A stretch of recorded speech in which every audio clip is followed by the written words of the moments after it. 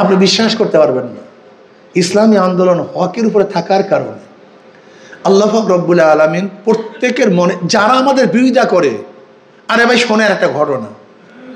আমাদের ডাক্তার সিরাজ সাহেব, তিনি হজের মধ্যে তওয়াফ করতেছিলেন, হজের মধ্যে তওয়াফ করতেছিলেন।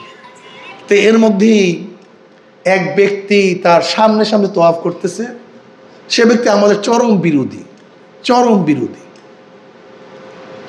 ডাক্তার সিরাজ সাহেব কি করলেন, ওনার হাতটা নিয়ে কাবা শরীফের মধ্যে ঠেকাইয়া বলেন তো ভাই, কাবা শরীফ শুইয়া বলেন তো আসলে চরমনাইয়ের হক না বাতিল, এটা আপনি বলেন তো, কাবা শরীফের মধ্যে ঠেকাইয়া একলা বলেন তো। তখন উনি কাবা শরীফের বসে হাত ঠেকাই বলে, আল্লাহর কসম আসলে চরমনাইয়ের হকের উপরে আছে, কিন্তু আমরা বিরোধিতা করি রাজনীতির কারণে।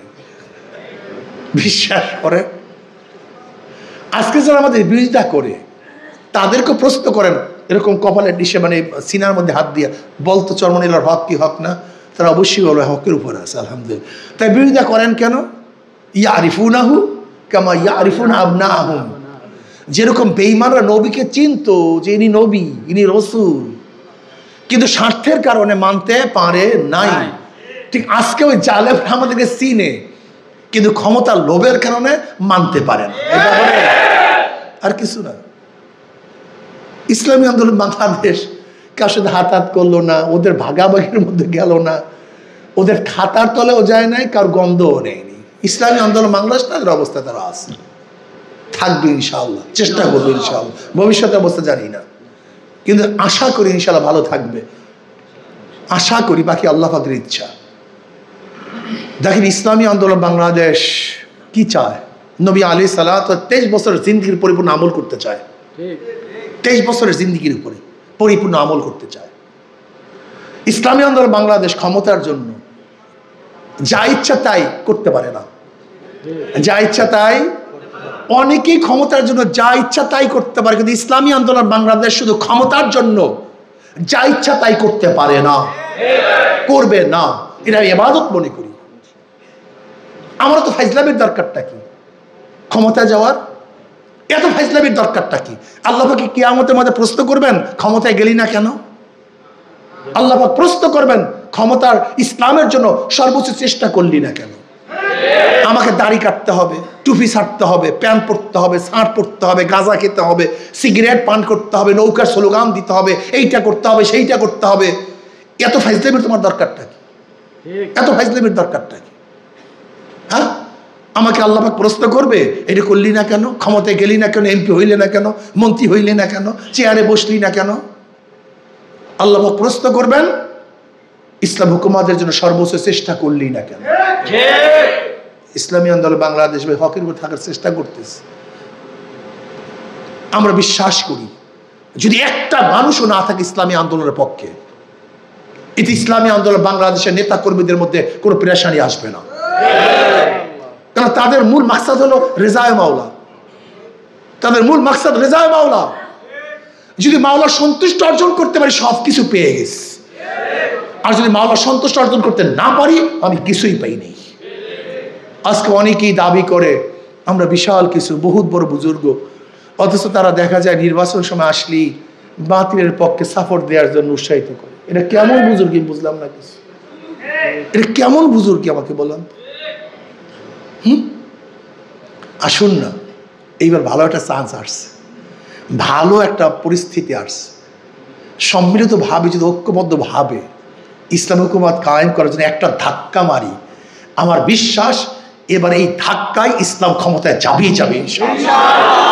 এটা আমার বিশ্বাস, এটা আমার বিশ্বাস। ওলামায়ে কেরাম অনুরোধ করি নামুন না, এবার একটু চেষ্টা করুন না, খালি পেট পিট নিয়ে জীবন ভর চেষ্টা করবো। পেট পিট বুঝেন তো, পেট পিট, এই দুইটার কারণে সব ধ্বংস হয়ে গেল। কি খাবো, কত খাবো, কি করব, কত করব, আর জেলের ভয়, মাইরের ভয়, এই পেট পিট, এই দুইটার কারণে সব ধ্বংস হয়ে গেলাম। চাকরি থাকবে না, অমুক থাকবে না, তমুক থাকবে না, সব গেল। অথচ আমরা সবচেয়ে বেশি ত্যাগের বয়ান করি মেম্বার, সবচেয়ে বড় ত্যাগের বয়ান। নবী এটা করছে, হিজরত করছে, রক্ত জড়াইছে, শিয়া আবু তালেবের মধ্যে ছিল, পেটের মধ্যে পাথর মারছে, কত যে বয়ান করি আর কান্দাই, কিন্তু আমি একদিনও চিন্তা করলাম না একটা গুণ আমার মধ্যে আছে কি না, একদিনও চিন্তা করি না, খালি গান্দা। সাহাবারা সুমাইয়া রাদিয়াল্লাহু এই করছে, খুবাইব রাদিয়াল্লাহু এই করছে, সোহাইব রাদিয়াল্লাহু এই করছে, ওরা এই ক্ষুধার জ্বালানায় বেহুশ হয়ে পড়ে গেছে। কিন্তু নিজে যে একদিনও এক বেলাও যে না খেয়েছিলাম এই চিন্তা আমার মধ্যে নেই, খালি বয়ান। অমুক এই শুনে চড়ছে, এই হয়েছে, এইটা হয়েছে, সেইটা হয়েছে, খালি কান্দা হয়।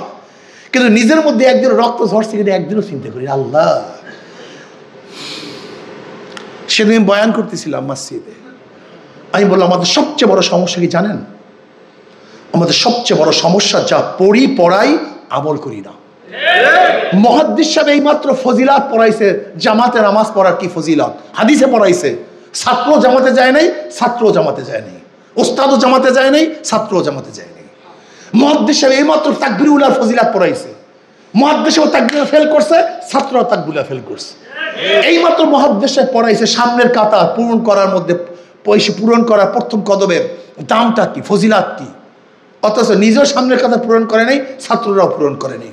এইমাত্র খুশুক হুজুর হাদিস পড়াইছে, আনতা আবুদাল্লাহ কান্নাকা তারা ফাইন লাম তাকুন তারাহু ফাইন্নাহু ইয়ারাক। মুহাদ্দিস সাহেবের খুশুক হুজুর ছিল না, ছাত্রদের খুশুক হুজুর ছিল না। এইমাত্র কিতাবুল মাগাজির মধ্যে জিহাদের বয়ান পড়াইছে, না উস্তাদের মধ্যে জিহাদের কোনো খেয়াল আসছে, না ছাত্রদের মধ্যে জিহাদের কোনো খেয়াল আসছে। এইমাত্র আমরু বিল মারুফ ওয়া নাহি আনিল মুনকার পড়াইছে, অথচ উস্তাদের মধ্যে নাহি আনিল মুনকারের কোনো খেয়াল নাই, ছাত্রদের মধ্যে খেয়াল নেই। রাগটাগ করছেন নাকি কেউ? হ্যাঁ, দেখেন তো অবস্থাটা কি। যা পড়াই কথা কয় না কেন? মিথ্যা বলছি না? বহু গবেষণা করে কথা বলছি, বহু চিন্তা ভাবনা করে কথা বলছি। কোরআন ও হাদিস পঠন পাঠন, এইটাকে পঠন পাঠন, ওর অন্য ইংলিশ মতো সাহিত্যের মতো পঠন পাঠন। কোরআন ও হাদিস শুধু পঠন পাঠন, এটা আমলের জন্য দুনিয়াতে আসছে। কোরআন শুধু চুমা দেওয়ার জন্য আসে না, আমলের জন্য দুনিয়াতে আসছে। হাদিস তো ব্যাখ্যা করার জন্য আসে না, এটা আমরা আমল করার জন্য দুনিয়াতে আসছে। কেউ আমলই করি না, আমল করি না। রাগ করিয়ে না ওলামায়ে কেরাম, এই অনুরোধ করছে 2 হাত, আবার ভুল হলে ক্ষমা করবেন। আসুন, এই সামনে মাত্র 90টা দিন আল্লাহর জমিনে আল্লাহর হুকুমত কায়েম করার জন্য একটু 90টা দিন খাটি না, একটু চেষ্টা করি না? কি রাজি আছেন ইনশাআল্লাহ? ওলামায়ে কেরাম যে মসজিদের মেম্বার থেকে আওয়াজ তুলে এবার ইসলাম হুকুমত যাবেই যাবে, এক ইমাম যাবে, ওখানে যদি আমার মতো আরেকজন 2 নম্বর ইমাম না যাইতো তাহলে আমাকে ত্যাগ করতে পারতো? আমার মতো হাজারো শয়তান ইমাম হাজির হয়ে রয়েছে। এই সমস্ত মৌলবীদের মধ্যে দোষ, সব দোষ হলো মৌলবীদের।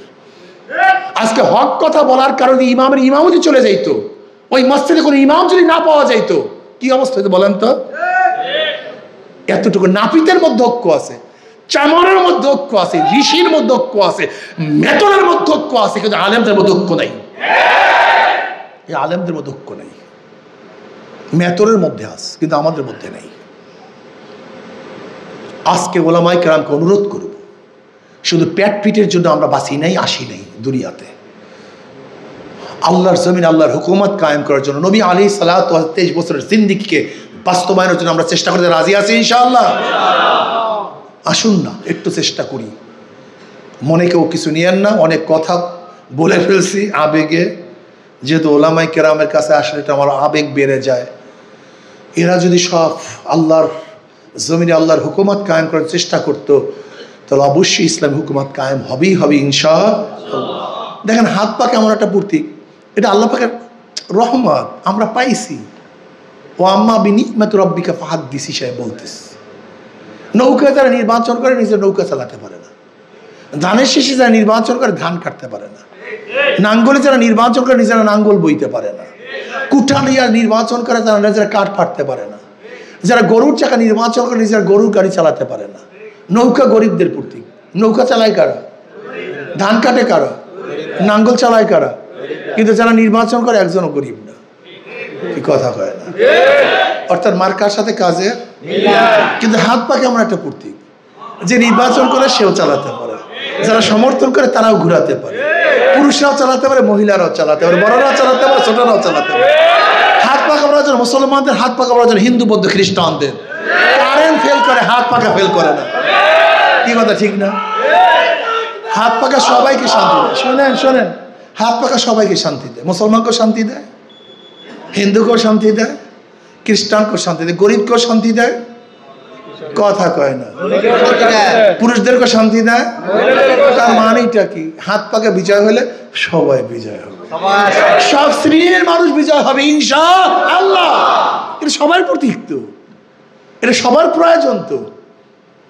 আসুন না হাত পাখা দিয়া, যেরকম ওরা বলে শুধু আমরা এক দলকে বাতাস করছি, মিথ্যা কথা কয়, আমরা সবাইকে বাতাস করতে চাই।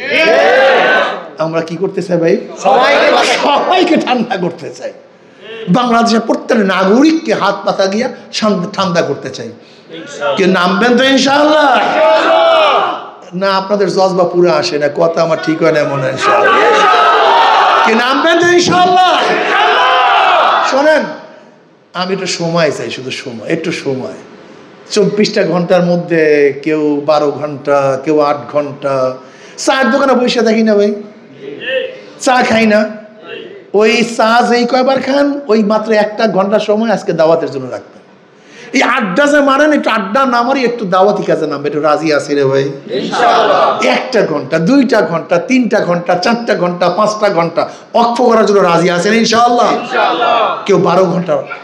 দেখেন, আমি অনেক জায়গায় বলি, নিজের ইসলার জন্য এক চিল্লা দিই, নিজের ইসলার জন্য সাল লাগাই, নিজের ইসলার জন্য জীবন চিল্লা দিই। অথচ আজকে নিজের ইসলাহ এবং সমাজের ইসলার জন্য মাত্র 90টা দিন একটু ওয়াকফ করার জন্য রাজি আছি না ভাই ইনশাআল্লাহ? মাত্র 90টা দিন। ফেব্রুয়ারিতে নির্বাচন, সময় একেবারেই নাই। যদি নিজের ইসলার জন্য সাল লাগাতে পারি, তাই নিজের ইসলাম এবং সমাজের ইসলার জন্য মাত্র 90টা দিন একটু আমি ওয়াকফ করতে পারি না? এটা শুধু সময় ওয়াকফ করতে চাই, শুধু সময়, 90টা দিন। তা আমি 24 ঘন্টা চাই না, আমি 24 ঘন্টা চাই না, 12 ঘন্টা, 8 ঘন্টা, মিনিমাম 4 ঘন্টা, মিনিমাম 4 ঘন্টা। যদি না পারি মাত্র 2টা ঘন্টা। কয় ঘন্টা? 12, 8, 12, 8, 4, 2, মাত্র 2টা ঘন্টা ইনশাআল্লাহ। আজকের থেকে এই দাওয়াতি কাজের জন্য ওয়াকফ করার জন্য সবাই রাজি আছে ইনশাআল্লাহ? কে কে রাজি আছে? 2 হাত তুলে নারায়ে তাকবীর, নারায়ে তাকবীর। আলহামদুলিল্লাহ। আল্লাহ আমাকে আমাদের সবাইকে কবুল করে নেন। আল্লাহুম্মা